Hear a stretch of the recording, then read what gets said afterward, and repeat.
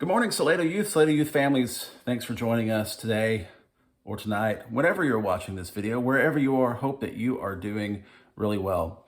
So I was never a big time math guy in school. I did enough to get by and that was it. But I know that statistics can be important even if we don't really like looking at numbers. So here's a few numbers for you. $83,000. That is the median household income of someone in the Salado zip code, which is higher than the median annual income in the United States, which is $56,000, which in turn is much higher than the worldwide median income, which is about $9,700 a year. So I know you're tempted to call your mom and dad losers, but when it comes to life, they're winners. If you're watching this video, you're the son or daughter of someone who has done really well in life. So give them a pat on the back, because wealth-wise, we're all doing pretty well, just like the people in Corinth. And in 2 Corinthians 9, Paul is writing to the church at Corinth and urging them to give generously to the cause of Christians in Jerusalem who were enduring a famine. And Paul, while he's talking to a specific situation, gives us some pretty good general guidelines about what giving should look like for a Christian. So here they are. There's three of them. First one is to give generously.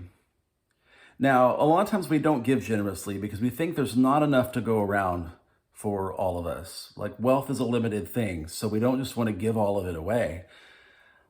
But the Bible is very clear, not just here, but in many places, that being a generous giver is part of what a Christian is and should be. And that in God's economy, we need to give generously. That's part of who we are as a people. And we shouldn't just do it because we have to. Like when your parents tell you to take out the trash and you're like, oh, I don't want to do that. And you do it, but you're muttering under your breath the whole time. We should give cheerfully out of our love for God. That's how we should give. With a cheerful heart that we've been blessed so much that we can give some of that away to people who need it. And finally, what we see a principle of Christian giving is that it's productive. We should give in a way that's productive, and that we can do a lot more when we put our money together as a youth group, as a church, as the Methodist church in the world, as the larger body of Christ. We can do so much more with our money as a group than necessarily we can as an individual. Now, that doesn't mean as an individual you can't have an impact on the world. Even as a teenager, I know you're thinking, all I've got is a part-time job. What can I give? Well, you can give what you feel like you should. You can give generously from the love in your heart for God and the love in your heart for others, and give cheerfully and generously to those who are in need. Jesus tells us in several parables throughout the Bible that it's not the size of the gift that matters, it's that it's coming from a good heart. And we all can have that. It doesn't matter how much money we actually have.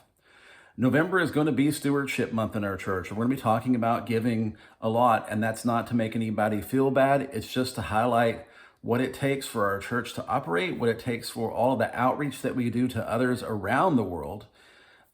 It takes money. And so we have to have that from somewhere. And it's not just the local churches. All larger Christian charities need our donation. There are plenty of great charities out there that are doing awesome work around the world. All you gotta do is ask your parents, and I bet they know of a few that you can take your money and give generously to. And as a youth, if you've been confirmed in this church, you're a member of it. And we're all expected to give, not just to our local church, but to all other causes that we can fund through the church. We do all kinds of fundraisers throughout the year, and we can be generous in our donation toward those things.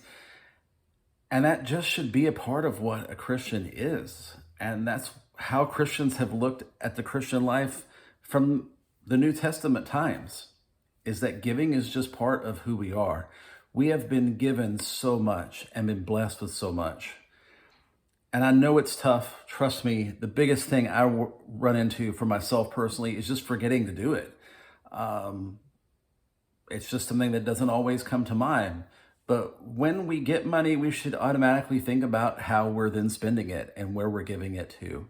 And we need to learn that habit as early as we possibly can so that we can carry it forward throughout our lifetimes and be people of generosity, because that can change the world for the better.